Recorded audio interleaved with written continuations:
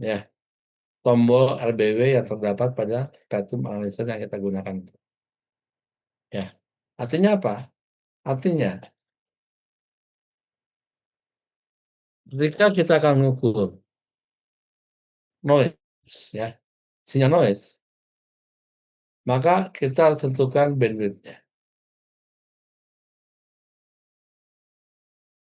Harus tentukan bandwidth-nya. Ini bandwidth-nya. Kita sebut saja sebagai BR. Ini tentukan berdasarkan RBW, ya, RBW atau resolution bandwidth yang terdapat pada spektrum analyzer tersebut yang kita pakai untuk mengukur, gitu ya. Jadi artinya apa? Kalau kita mengukur di bandwidth 100 kHz, jadi karena kita nggak bisa mengukur semua spektrum ini, ya cukup kita batasi pada bandwidth 100 kHz saja, itu akan mewakili, ya, mewakili semuanya. Oke. Nah, menentukan bandwidth tersebut, kita gunakan fungsi RBW yang terdapat pada spektrum. Nah, coba kalau misalkan di depan kamu ini ada spektrum, ya, lihat, pasti ada namanya RBW atau resolution bandwidth, ya. Kenapa kok demikian? Karena memang begitu teorinya. Teorinya, dalam mengukur noise, kita harus menggunakan bandwidth tertentu yang ditentukan oleh RBW si spektrum. Bentuknya, ya, bentuknya adalah segi empat. Ini dalam membatasi noise pada spektrum, itu noise-nya mesti segi empat. Artinya apa? Artinya dibatasi, ya, oleh filter yang memiliki respon segi empat. Nah, itu kan nggak ada itu, ya. Pernah juga, kamu belum belajar tentang Syscoms, ya. Saya pun dibahas tentang filter gini. Jadi filter segi empat ideal, ideal itu yang betul-betul segi empat untuk filternya, itu dalam prakteknya tuh nggak ada. Dalam prakteknya itu nggak ada. Ya, jadi gimana kalau kita ngukur noise tersebut, sementara definisinya adalah kita harus menggunakan apa, filter segi empat, atau kita batasi bandwidth noise yang kita ukur adalah bandwidth segi empat, rektangular. Ini yang nggak bisa. Secara teoritis sih bisa saja, tapi dalam prakteknya itu nggak bisa. Dalam prakteknya, ya, spektrum analisis yang kita pakai, dia tidak memiliki bandwidth filter yang segi empat. Teorinya bisa, tapi dalam prakteknya orang masih belum bisa bikin nih. Ya, gitu. Oleh karena itu, ketika kita pakai RBW dari spektrum analisis tersebut, kita perlu menormalisir terhadap penggunaan spektrum segi empat ini. Jadi dalam prakteknya kita menggunakan sebetulnya bandwidth yang bukan segi empat, tapi bandwidth Gaussian namanya. Tapi dalam teorinya, atau ketika kita menyampaikan berapa hasil ukuran noise-nya, harus kita hitung dengan cara kita normalisir terhadap bandwidth, normalisir segi empat, ya. Jadi spektrum yang kita pakai untuk mengukur itu dia tidak memiliki RBW yang filternya segi empat. Secara teoritis memang harus menggunakan filter segi empat. Tapi nggak ada alat ukur yang bisa memberikan itu. Kalau gitu ukur aja dengan menggunakan filter yang bukan segi empat, yang bentuknya adalah seperti ini.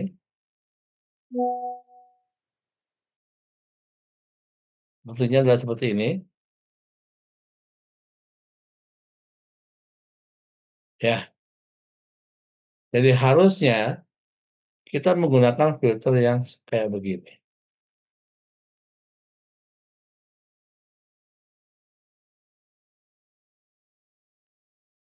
Filter yang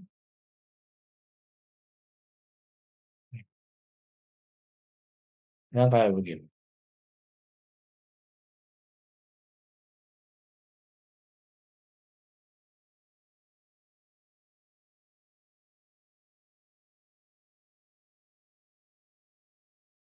Nah, yang hitam ini kan segi empat, ya.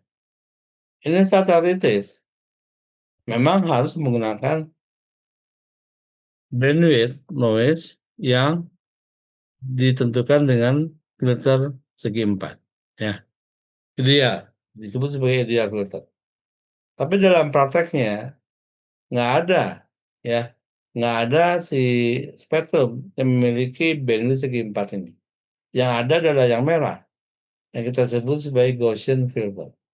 Kita sebut sebagai Gaussian filter. Memang itu naturnya seperti itu.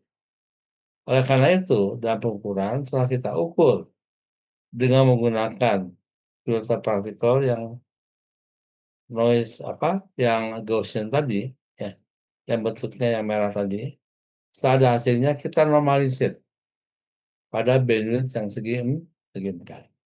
Karena beda bandwidthnya tuh, beda kan? Kalau yang merah bandwidth 3 dB-nya sekian, misalnya ini batas 3 dB-nya, ya, ini batas 3 dB-nya, beda kan, besarnya bandwidth. Harus kita normalisir. Nah, setelah kita normalisir baru itu hasilnya adalah yang diakui benar, ya. Jadi kalau kita menggunakan proses yang sama, meskipun bandwidth kita beda-beda, hasilnya akan sama nanti. Karena hasil akhirnya nanti untuk mengukur noise random misalkan ya, noise acak, maka satuannya itu adalah ini, satuannya itu adalah dalam dBm, ya, per hertz bandwidth. Selalu persatuan bandwidth. Kalau kita mengukur tegangan noise, biasanya noise impulse, satunya adalah watt per megahertz bandwidth. Watt per megahertz bandwidth. Jadi beda ya. Kalau kita mengukur noise acak, maka satuan akhirnya adalah dBm per hertz bandwidth. Kalau kita mengukur impulse noise impulse, satuannya adalah watt per megahertz bandwidth. Ya, gitu. Oke. Untuk itu kita kembali ke bahan, ya, kuliahnya. Kalau nggak ada pertanyaan nih? Halo? Ada pertanyaan nggak?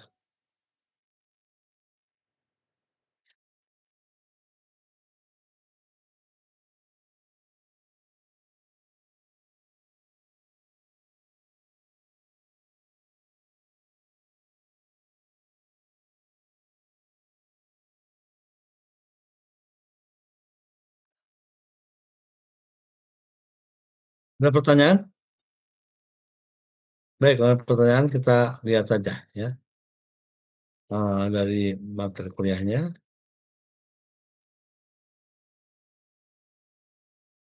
Jadi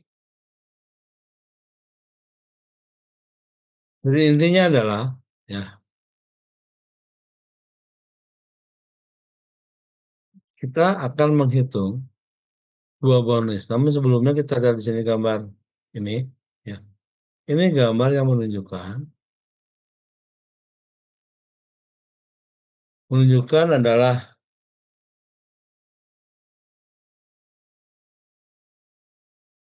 tampilan spektrum dari sebuah sinyal CV.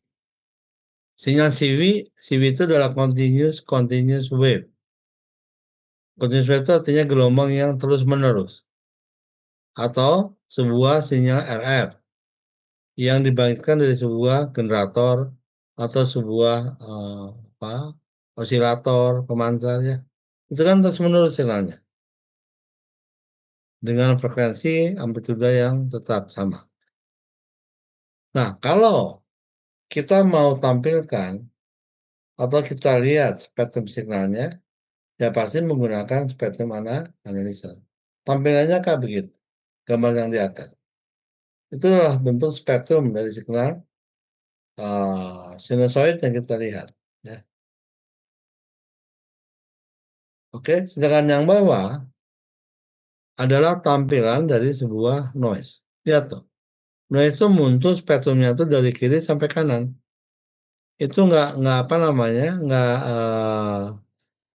nggak stop di situ. Jadi kalau layarnya saya perlebar lagi, dia akan menempati poinnya dari kiri ke kanan. Ya, oke. Dengan amplitude di sini yang tidak apa tidak tetap. Nah, ini adalah contoh tampilan daripada sebuah noise secara domain frekuensi, dan memang harus kita tampilkan di domain frekuensi, artinya kita menggunakan spektrum analisa. Ya. Jadi karena spektrum itu noise memiliki spektrum sangat luas, maka dalam ukuran kita tentukan bandwidth noise-nya, yaitu dengan menggunakan fungsi RBW yang terdapat pada spektrum analisa tersebut. Ya. Nah, sehingga hasil pengukurannya selalu harus kita normalisir terhadap bandwidth tersebut, dan hasilnya kita nyatakan dalam satuan dBm per Hertz, itu untuk noise acak, dan watt per megahertz untuk pengukuran noise impulse. Ya. Jadi noise acak outputnya satuannya adalah dBm per Hertz, jadi daya dalam persatuan Hertz. Sedangkan noise acak tegangan per satuan megahertz, itu lebih luas. Ya. Itu adalah satuan yang digunakan standar dalam pengukuran noise acak dan noise impulse. Ya. Lalu kita bahas dulu yang noise acak. Noise acak itu noise yang dibangkitkan, ya,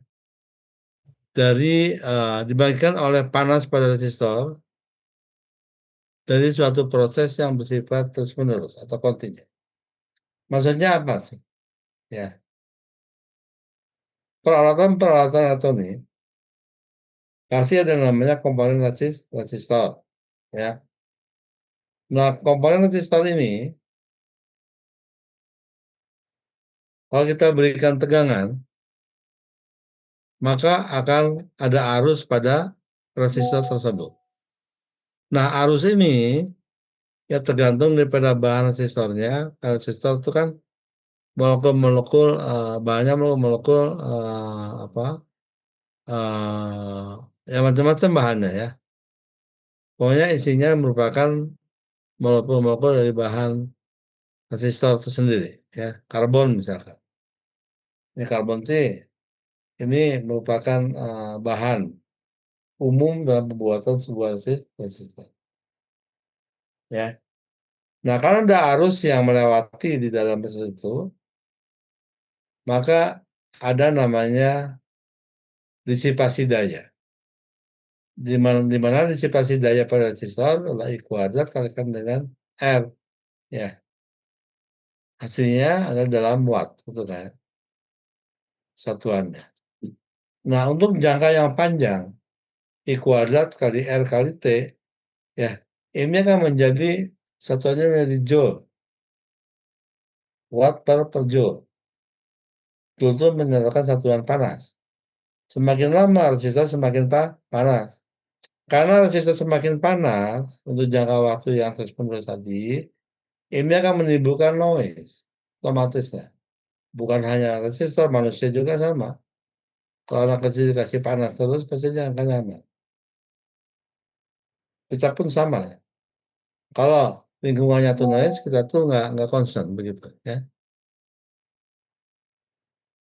Nah, itu yang kita definisikan tadi sebagai noise noise acak. Ya, sebagai noise acak atau random noise.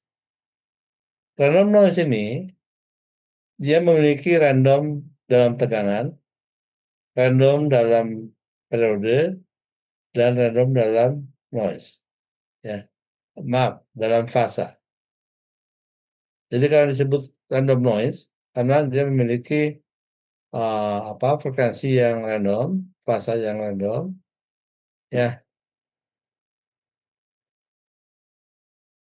Sedangkan yang noise impulse adalah noise yang ditimbulkan oleh Contohnya misalkan oleh gangguan, ya, pengapian pada sebuah motor misalkan.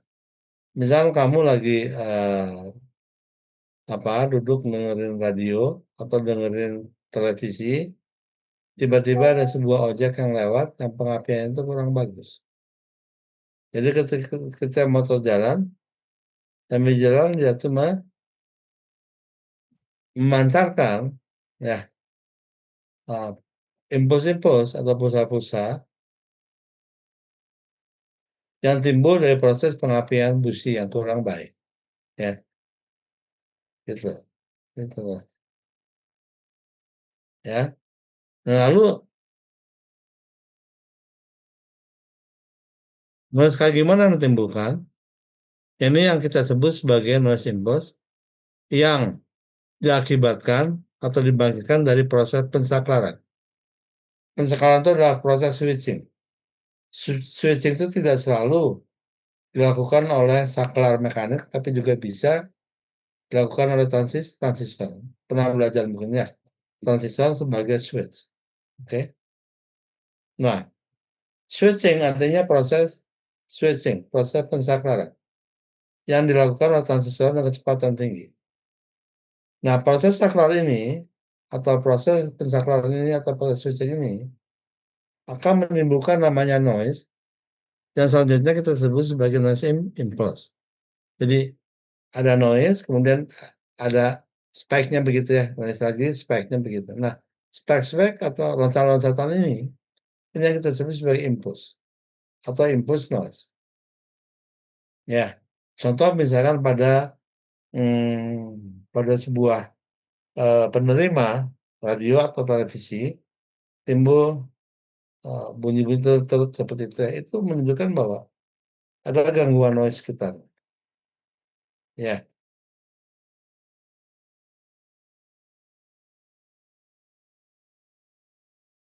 atau dari perangkat lain dari sebuah power supply. Power supply sekarang itu beda dengan power supply perangkat dulu.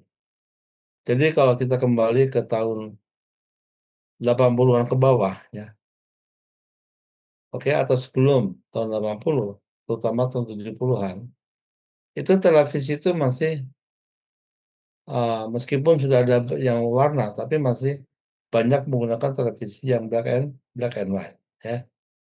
Di mana di dalamnya itu ada sebuah trafo besar, yang gunanya adalah untuk membangkitkan tegangan suplai, ya, untuk suplai rangkaian, juga untuk, suplai playback-nya yang perlu tegangan yang besar, sampai ribuan volt. Oleh karena itu perlu, power supply-nya perlu sebuah trafo, tahu trafo kan? Trafo yang besar, kotak trafonya itu isinya itu adalah rangkaian besi, gitu ya, yang disusun menjadi kotak seperti itu. Mungkin pernah lihat trafo? Ada yang belum pernah lihat trafo? Atau nggak tahu trafo? Silakan jawab, tahu nggak trafo? Woi, transformer tahu nggak? Tahu, Pak. Sudah lihat di mana contohnya misalkan? Baiklah, di mana kamu lihat trafo? Pernah lihat trafo?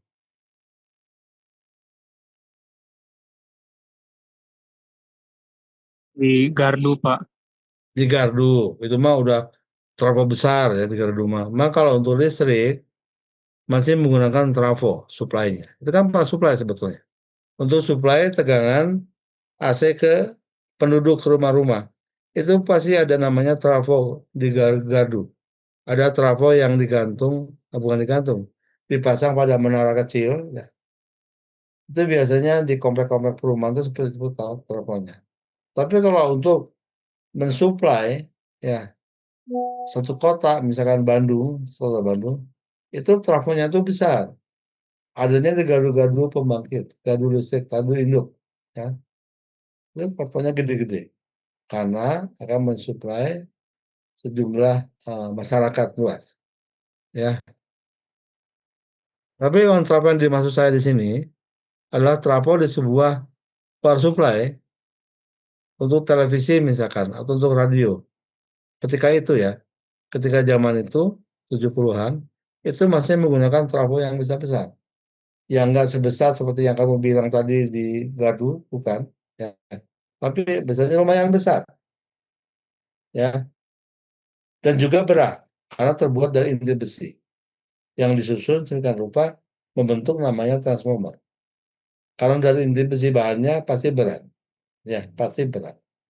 Oke. Nah, power supply yang sekarang teknologinya tidak menggunakan lagi, udah nggak laku nih. Seperti charger, charger untuk apa seluler ya. Dulu ketika teknologi seluler muncul atau ya bangkit atau ya muncul gitu ya, itu handphone yang kita pakai ketika itu masih besar-besar ukurannya. Jadi kalau dikantongin itu nggak bisa karena saking besarnya. Mesti dibawa-bawa oleh tangan atau masukin ke tas. Ya, apalagi chargernya. Chargernya tuh gede. Kalau dibawa-bawa tuh nggak mungkin bisa. Kalau di tas juga makan tempat. Itu biasanya ditaruh di rumah chargernya. Ya, di rumah. Jadi kalau mau ngecas tinggal ditaruh di atasnya. Dia ngecas terus. Udah sampai penuh ya. Seperti yang kita sekarang ya kita bawa handphonenya tanpa charger. Ya, karena gede. Kenapa? Karena itu masih menggunakan trafo, gitu loh, dua-duanya. Ya. Sekarang itu menggunakan switching power supply, ya. Jadi kalau kamu lihat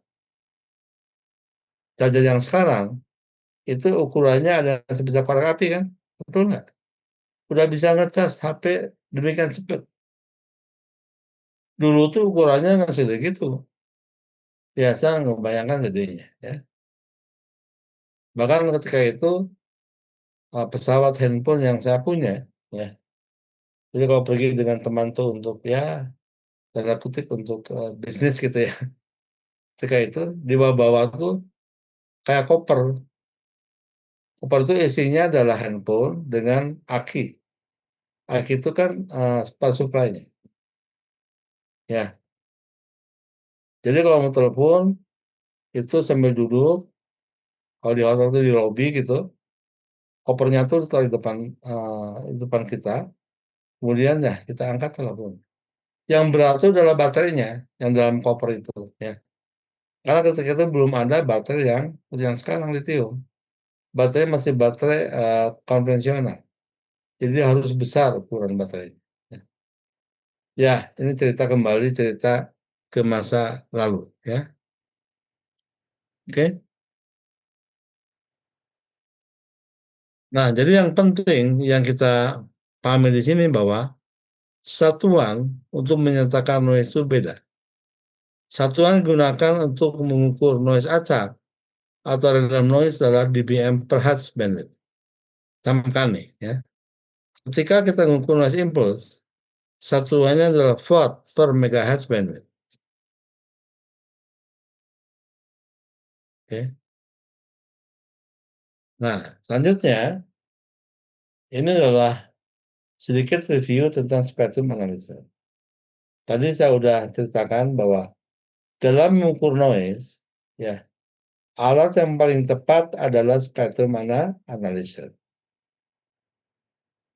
Kenapa kita nggak menggunakan osiloskop atau multimeter? Saya sudah jelaskan tadi bahwa osiloskop dia tidak memiliki bandwidth segede spektrum. Berapa bandwidthnya sih? Ya, cuma dalam order berapa puluh mega.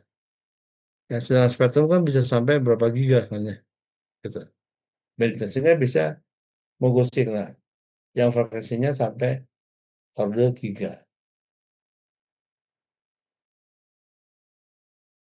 Nah, oleh karena itu kita sedikit sekarang review tentang spektrum. Spektrum analyzer yang kita pakai, di lab juga kita punya, ya silakan lihat-lihat begitu. Yang penting memahami pemahaman prinsip penggunaannya. Karena hampir kebanyakan orang, ya, orang itu maksudnya adalah orang teknik tentunya ya, orang komunikasi khususnya di bidang LR, mereka tuh tidak paham secara penuh tentang penggunaan spektrum. Ya, tahunya cuman ya udah colokin atau signal kita colokin ke signal, ini enggak signal, muncul aja begitu. Bahkan kalau yang nggak paham sama sekali, bisa menyebabkan spektrum itu rusak. Kenapa? Karena spektrum punya batas ukur, punya batas berapa dBm yang diperbolehkan lewat konektornya. Seperti gambar di sini nih.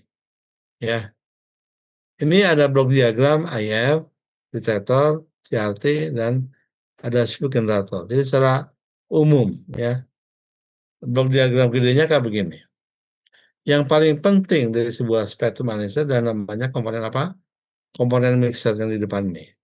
Mixer, ya, fungsinya dia mencampurkan, menggabungkan atau mencampurkan lebih tepat sinyal yang masuk fs dengan sinyal dari lokal osilator. Nah, penggabungan sinyal ini, ya, dijumlahkan atau dikurangi selisihnya, itu tujuannya untuk memperoleh signal IF-nya. Karena sinyal IF ini yang frekuensinya sekarang sudah diturunkan, ya, ke frekuensi IF, jadi Fs frekuensi F kita turunkan ke frekuensi IF, ya. Kalau kita ngukur sinyal modulasi, sinyal IF-nya pun masih termodulasi, begitu, ya. Jadi inti daripada mixer ini fungsinya adalah untuk mendown converter signal. Down convert signal atau up converter. Kalau down converter menurunkan signal yang diterima dari order giga menjadi order mega. Meng-up converter, ya, di pemancar dari sinyal IF-nya beberapa mega, 10 mega, kita naikkan ke beberapa puluh giga. Masih menggunakan komponen mixer ini, ya. Nah, gimana kerjanya kayak begini. Jadi sebuah spektrum analyzer itu prinsipnya sama dengan sebuah receiver, sebuah radio penerima biasa, ya. Kalau radio menerima signal dari udara, dari pemancar-pemancar, begitu. Kalau sinyal FM terima, kemudian diolah, kemudian dikirim ke speaker, sehingga kita bisa mendengarkan siaran tersebut. AM pun sama idenya, gitu. Yang bedanya adalah frekuensinya, ya. Jadi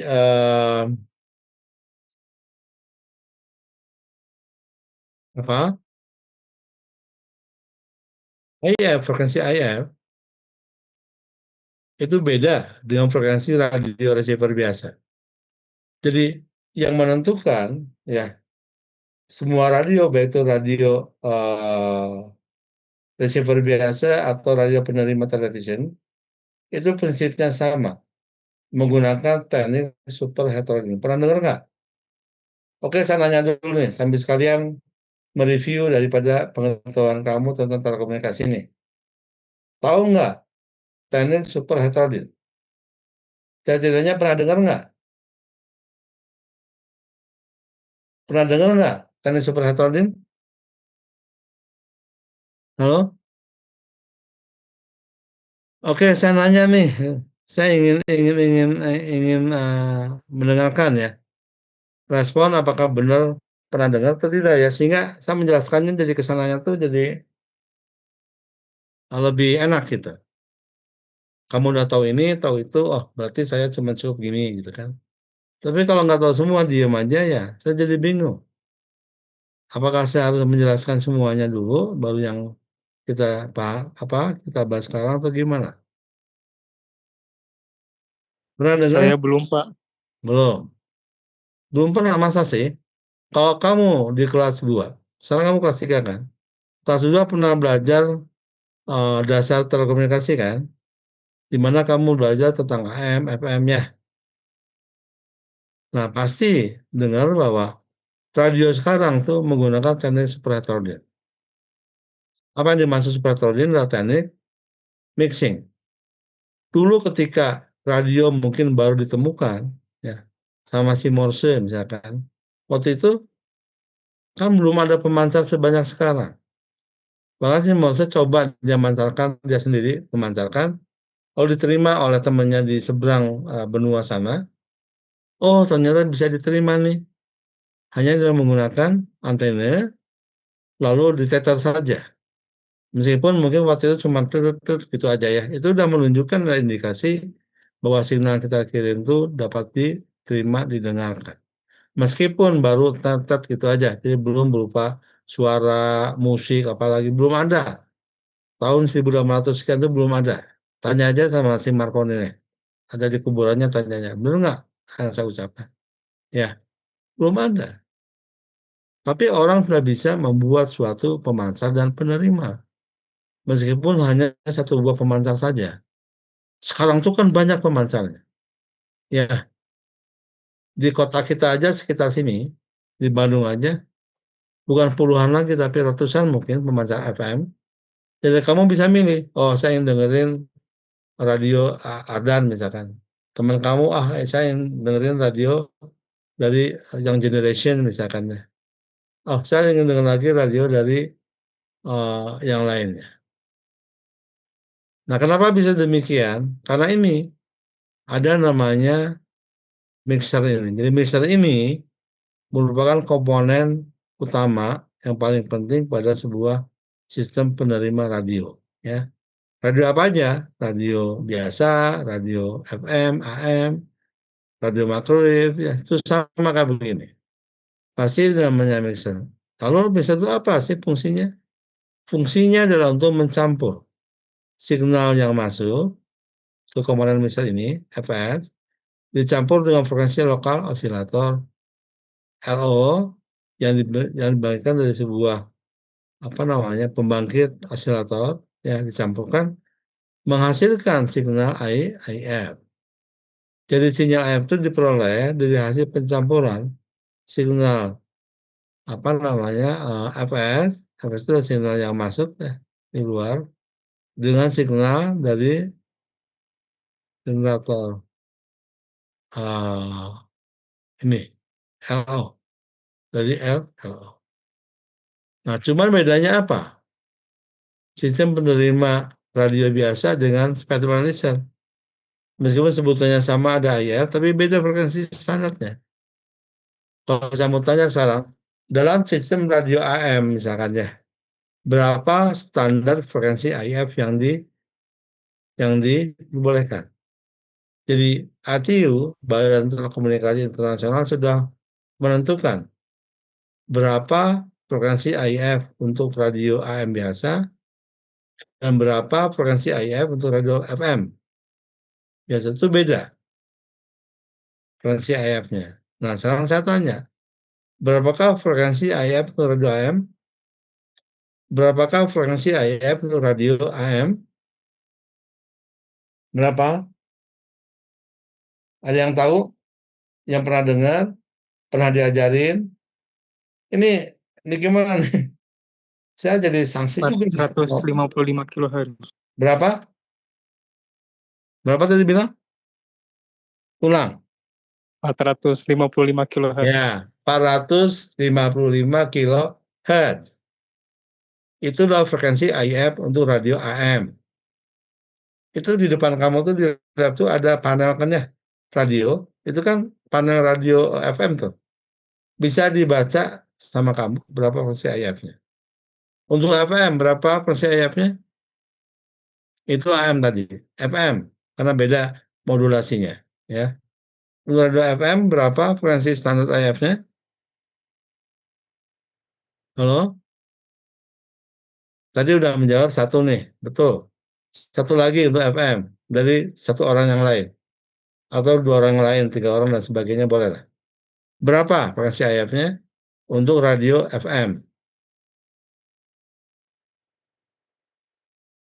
10,7 megahertz. 10,7 megahertz. Ya, kamu sebagai seorang ya sekarang mahasiswa di bidang Telkom, masa nggak tahu ini? Ya, kalau ditanya sama orang amatiran, berapa sih radio FM? Diem aja. Masa sih seperti itu? Ya, oke. Nah, kenapa ditentukan standar? Kenapa ditentukan standar untuk AM 455 KC tadi, untuk FM adalah 10,7 megahertz. Kenapa kok ditentukan standar seperti ini? Kenapa? jawabannya. Oh, suka-suka aja, bukan. Agar supaya bisa saling operasi. Jadi gini maksudnya, kamu kalau bawa radio FM ke Amerika bisa dengerin siaran radio FM di sana. Kamu bawa ke Rusia sama juga. Kamu bawa ke Antartika sama juga. Kamu bawa ke gurun pasir sama juga. Ya, karena standar internasional. Kecuali kalau kamu bikin radio penerima yang frekuensinya IF-nya adalah misalkan, ah saya mau 300 saja, boleh. Tapi kamu nggak bisa menangkap siaran radio yang ada. Kecuali kalau kamu bikin pemancar sendiri. Oh, pemancarnya sendiri, pakai teknologi sendiri, IF-nya nggak menggunakan standar IF, tapi tentukan sendiri, juga radio penerima pun begitu, IF-nya tentukan sendiri, semau kamu. Ya artinya kamu bikin untuk sendiri aja.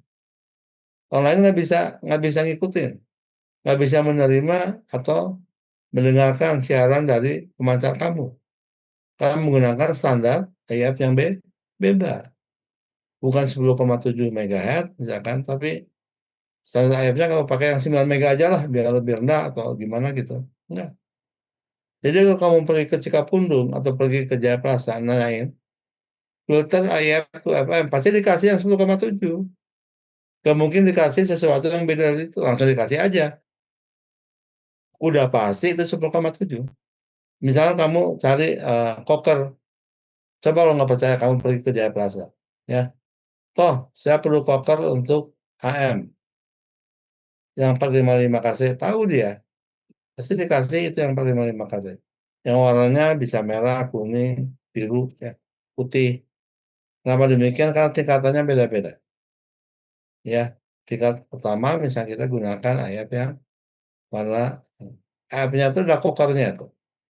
Kokernya itu adalah trafonya, transformator kecilnya. Ya, kita gunakan berurutan sesuai dengan warnanya, ada aturannya.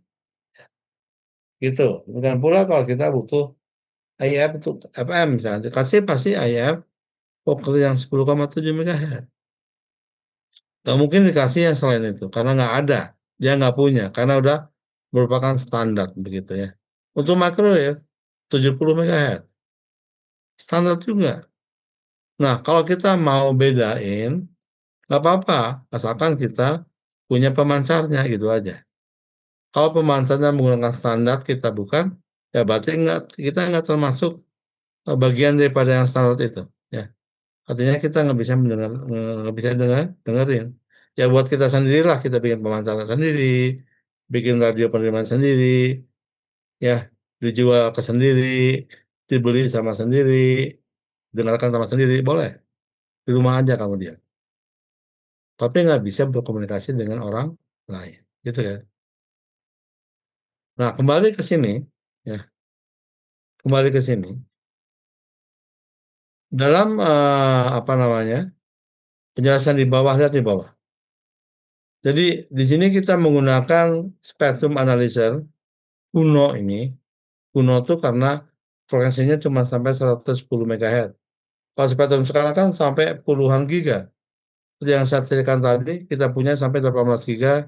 Di luar sana itu ada yang sampai 30 giga gitu kan. Ini kita masih bahas spektrum yang mungkin yang pertama dibuat ya. Yang mampu dibuat yang tipenya adalah 8553B. 8553B adalah spektrum analyzer yang dibuat pada tahun 85. Biasanya tuh yang digit yang pertama itu menunjukkan tahunnya. Ya. Di mana spektrum ini dia memiliki frekuensi AF-nya adalah 200 MHz. 200 MHz. Ya. Lalu ceritanya kita ingin menampilkan signal yang kita terima yang kita sebut sebagai sinyal FS yang frekuensinya 50 MHz. Jadi kita punya sinyal 50 MHz, mungkin dari generator dari apa, ingin ditampilkan oleh si artis spektrum. Saya melihat spektrumnya kayak gimana sih? Apakah bagus atau ada distorsi atau gimana? Ya, kita masukkan ke mana? Ke mixer dulu. Jadi komponen mixer pada spektrum, sekaligus saya menjelaskan ini ya, karena ini penting nih. Jadi spektrum analyzer yang paling depan, jadi ketika kamu nyolokin kabel tuh, masukin signal ke spektrum yang kita lihat, itu melalui ini, masuk ke sebuah mixer. Nah, hati-hati ya. Kenapa kok spektrum punya batas ukur? Karena memang mixer komponen sensitif. Kemana dia punya batas level yang diperbolehkan. Berapa sih? Coba lihat di spektrum yang kamu pakai, di bawah itu ada tulisan warning plus 30 dBm. Warning plus 30 dBm. Artinya apa? Artinya jangan atau dilarang memberikan level memasukkan sinyal dengan level daya lebih dari 30 dBm. Kalau misalnya 20 boleh, 10 plus 10 dBm boleh. Asalkan jangan lebih dari 30 dBm. 30 dBm itu berapa? 1 watt. Nah, kalau kita masukin sinyal tersebut dengan level, bahkan belum sampai 1 watt ya, kalau udah mendekatinya bisa menyebabkan error pada mixer atau bahkan rusak. Kalau udah rusak tuh udah putus, jadi nggak bisa nerima lagi, ya.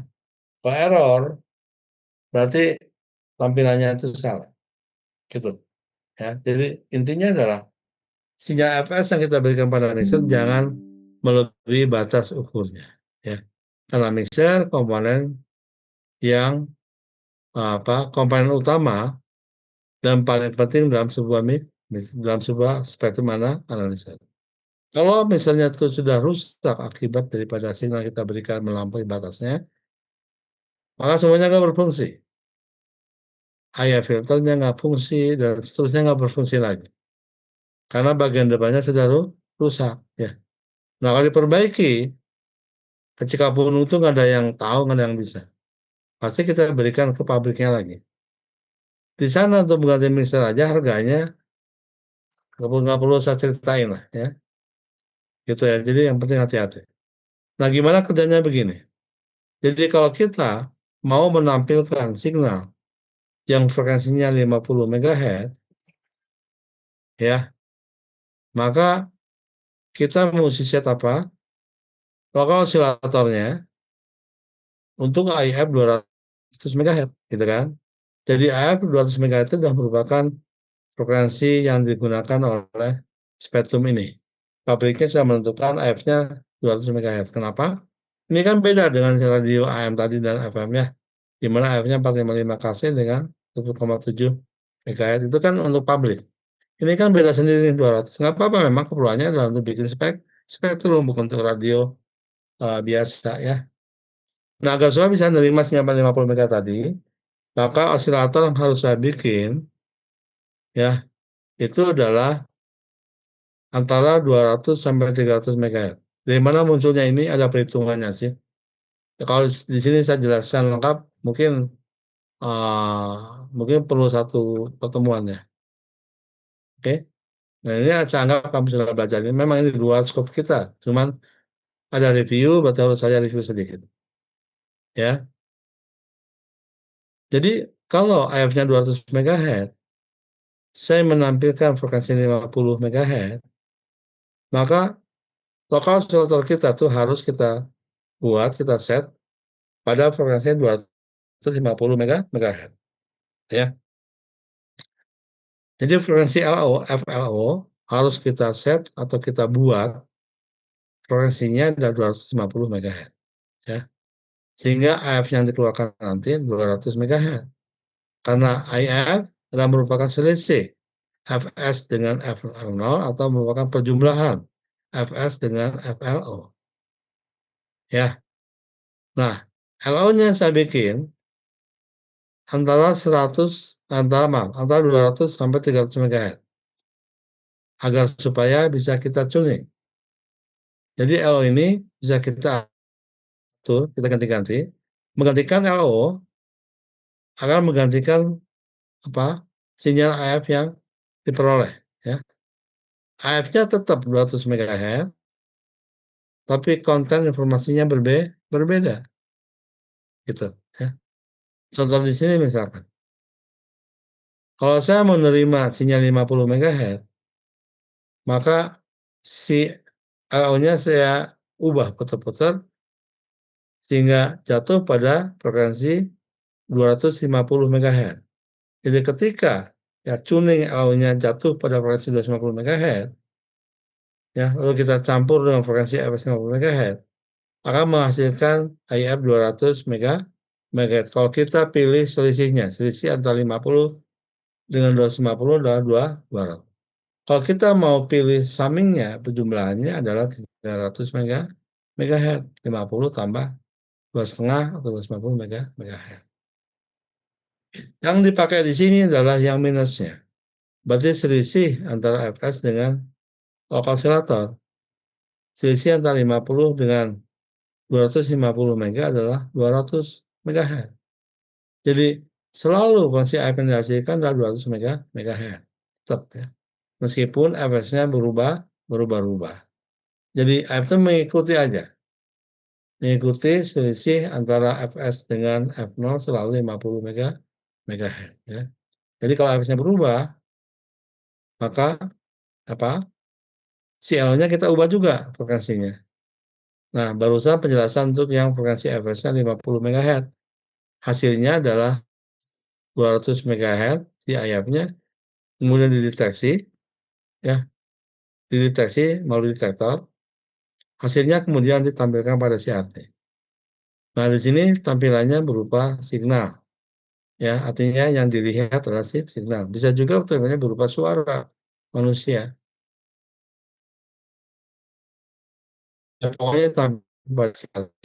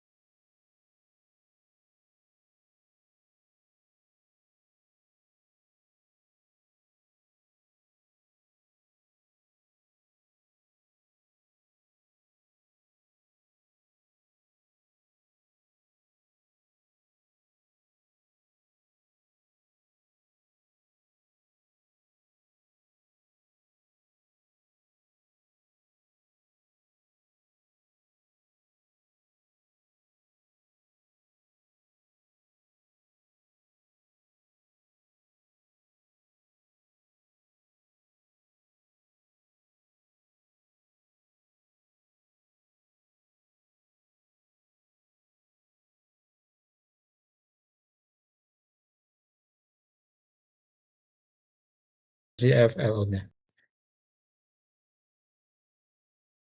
Jadi berapa frekuensi LO-nya harus kita set?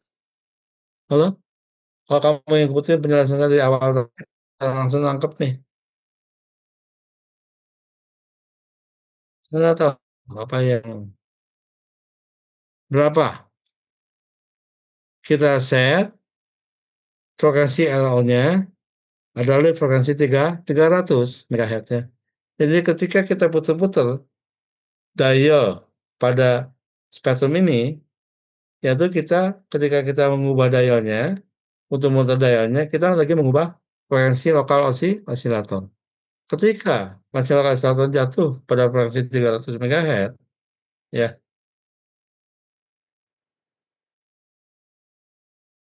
maka akan menghasilkan sinyal IF 200 MHz juga. Itu selisih antara 100 dengan 300 kan 200. Kalau ambil yang positifnya berarti 100 tambah 300 400. Kita ambil yang negatifnya.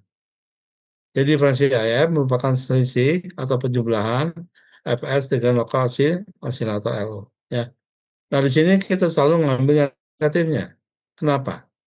Selalu mengambil yang pengurangannya, selisihnya antara fs dengan FLO selisihnya. Kenapa? Karena ya, karena kita ingin mencari atau kita akan memilih ya frekuensi bayangan yang timbulkan oleh ini ya yang tidak jatuh frekuensi spektrum ini. Jadi kata lain, setiap radio penerima, baik itu radio penerima biasa AM maupun FM atau spektrum analisa juga yang merupakan sebuah radio, itu pasti ada namanya frekuensi bayangan. Nah, kalau frekuensi bayangan ini tidak kita perhatikan, ya dan nggak kita eliminir, nggak kita buang, ya, reject begitu, masih ada di dalam situ berbahaya. Ada suatu ketika nanti ini muncul berbarengan dengan sinyal yang aslinya.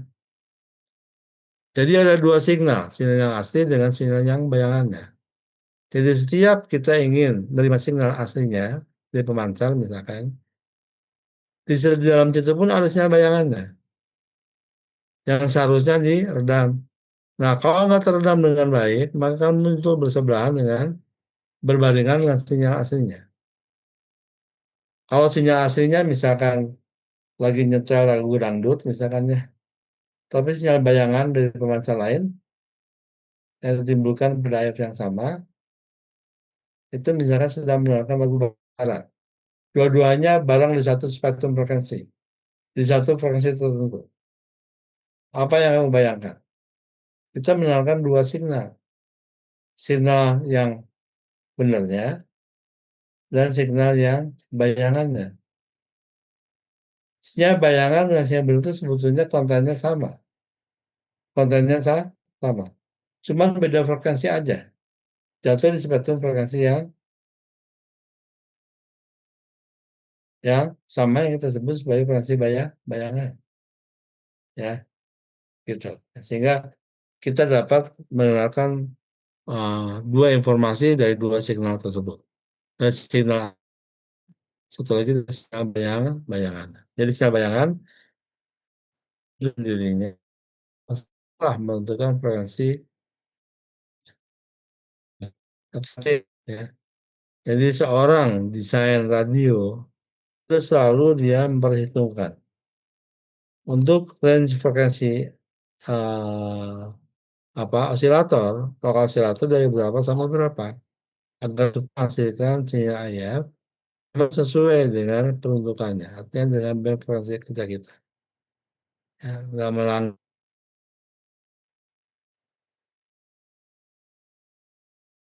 ada pertanyaan?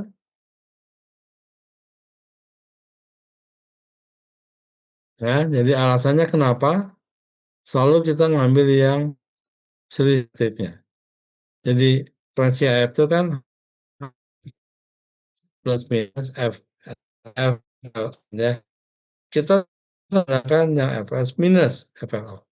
Itu selisihnya.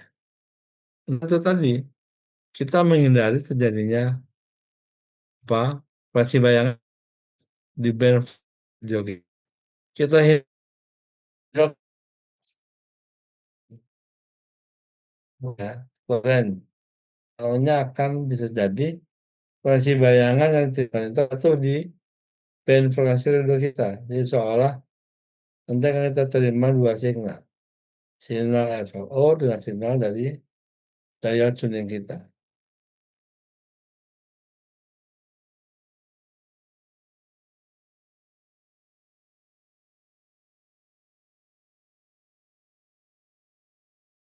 Baik, kalau ada pertanyaan lagi, saya kira sudah cukup ya.